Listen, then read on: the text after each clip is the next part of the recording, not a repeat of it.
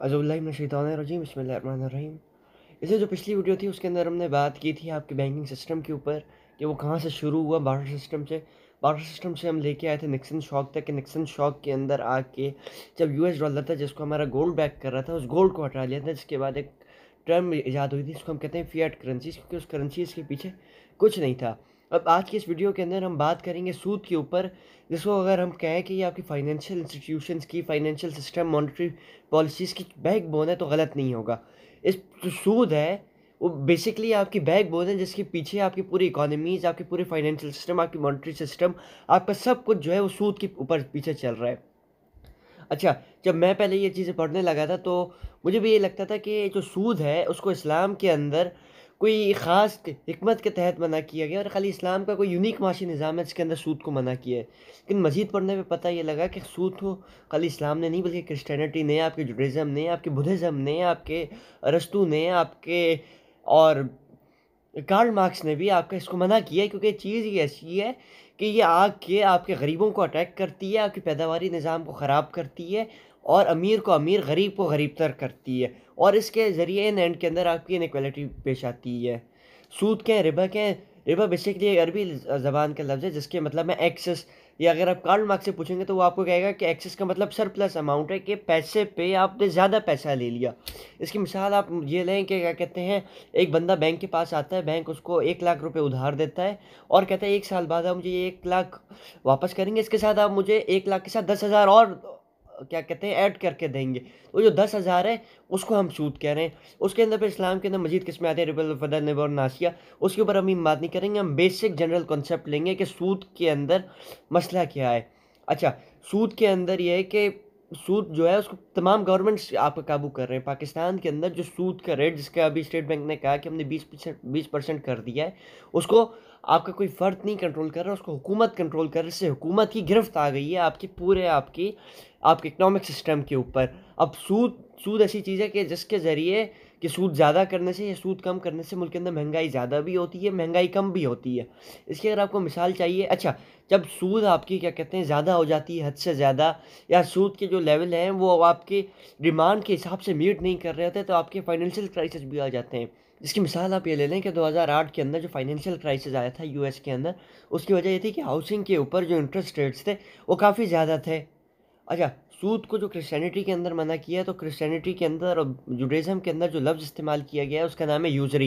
यूज़री का मतलब ये एक्सेस है कि आप पैसे पे ज़्यादा पैसा ले रहे हैं और ये वो निज़ाम है जिससे आपकी सबसे बड़ी वेल्थ इनइक्वालिटी आपकी क्या कहते हैं क्रिएट होती है। आगे बढ़ने से पहले हम ज़रा देख लेते हैं इसके ऊपर मुख्तलिफ मज़ाहिब क्या कहते हैं। कुरान के अंदर सूरह आले इमरान की 130वीं आयत है, इसके अंदर अल्लाह ताला फरमाते हैं, ए ईमान वालो, दुगना चुगना सूद ना खाओ और खुदा से डरो ताकि निजात हासिल करो।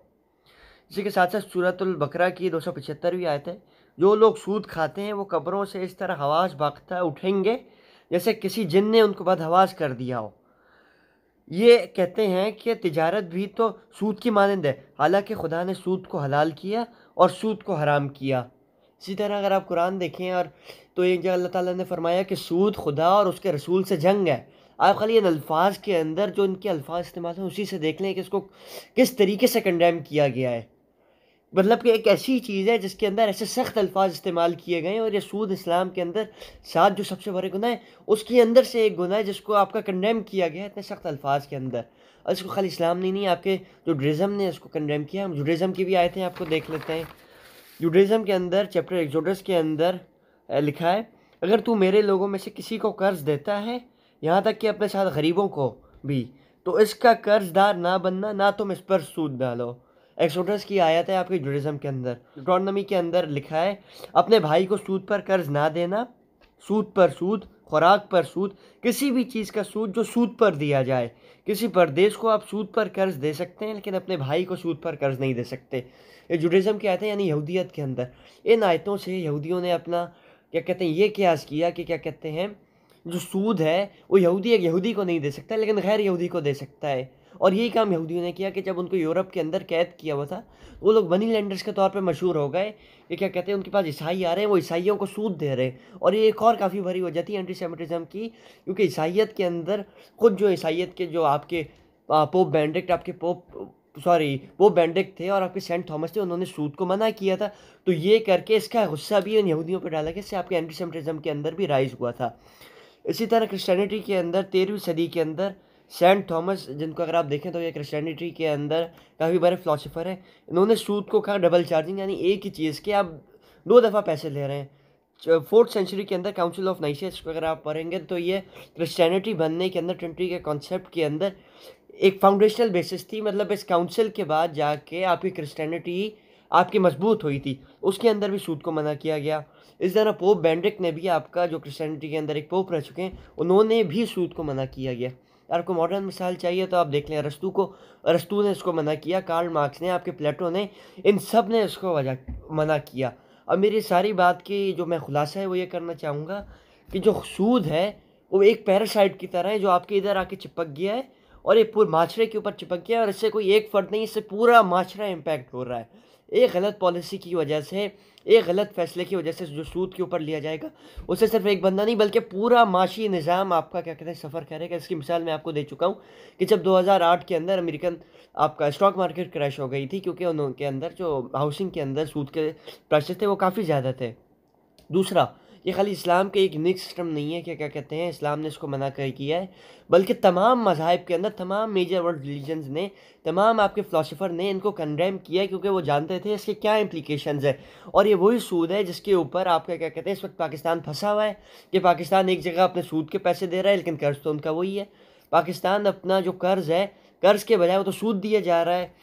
इसी की तरह अगर हम आगे हैं तो सूद जो है आपके पैदावारी निज़ाम को आपका क्या कहते हैं ख़त्म करता है। जहाँ आपकी पैदावारी निज़ाम के अंदर आपके कंपटीशन आना था, कंपटीशन को एक जगह पे जो आपके राइट विंग है आपके इस सिस्टम के, वो कहते हैं कि कंपटीशन बढ़ाता है, लेकिन दूसरी जगह ये वेल्थ इनइक्वालिटी करता है, ये गरीबों से उनकी ज़मीनें छीन लेता है।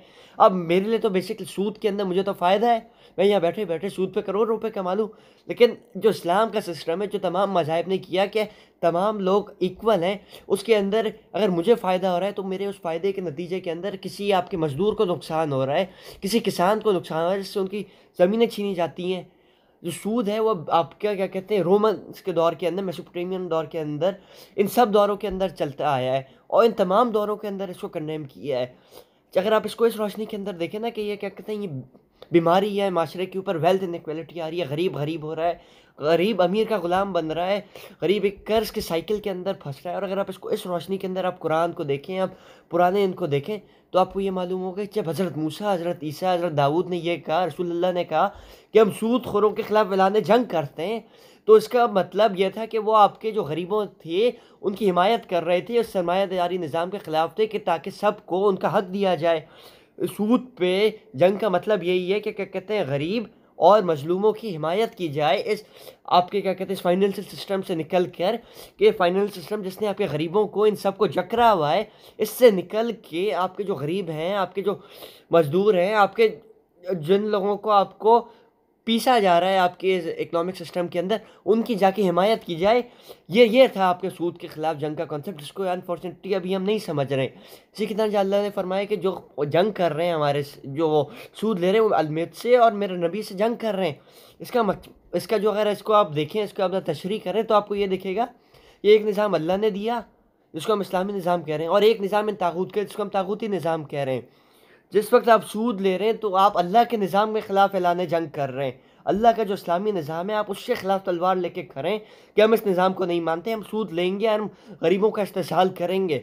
ये पूरा कॉन्सेप्ट है जिसके ऊपर क्या कहते हैं खुदा ताला ने आपके सूद को हराम फरमाया और इस्लाम के टॉप के 7 गुनाहों के अंदर इसको मना फरमाया। पर सूद के अंदर किस्में भी आ जाती हैं जाके रिबा और फदल रिबा और नासिया, जिसके ऊपर मैं नहीं समझता कि अभी बात करने की ज़रूरत है। अगली वीडियो के अंदर हम क्या बैंकिंग सिस्टम के ऊपर मॉडर्न और ख़ास तौर पर फ्रैक्शनल रिजर्व के ऊपर बात करेंगे। बहुत शुक्रिया।